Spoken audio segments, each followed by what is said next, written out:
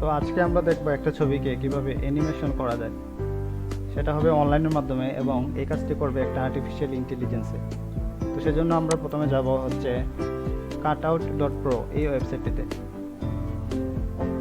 এখানে আসার পরে আমরা এখানে প্রোডাক্টের এখানে ক্লিক দিব, তারপর আমরা ফটো অ্যানিমেট এটাতে ক্লিক দিব। আচ্ছা, এখানে যাওয়ার পরে আমাদের হচ্ছে ছবিটা আপলোড দিতে হবে। তো সেজন্য আপলোডে ক্লিক দিলাম এবং আমাদের ছবিটা আমি সিলেক্ট করে দিলাম।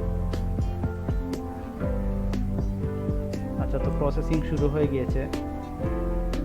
এই যে দেখুন আমাদের ছবিটি, এবং এখানে আমাদের রেজাল্টটা শো করবে। এটা এখন লোডিং হচ্ছে। আচ্ছা, অনেকটা সময় নিচ্ছে।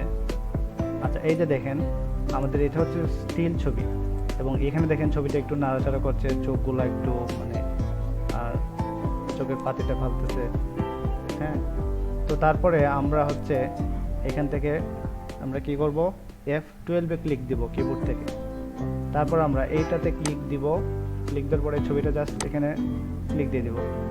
হ্যাঁ, তো এখানে দেখেন সোর্স যে লেখাটা, সোর্স, হ্যাঁ সোর্সের এটার মধ্যে থেকে আমরা এটা আমি ক্লিক দেব।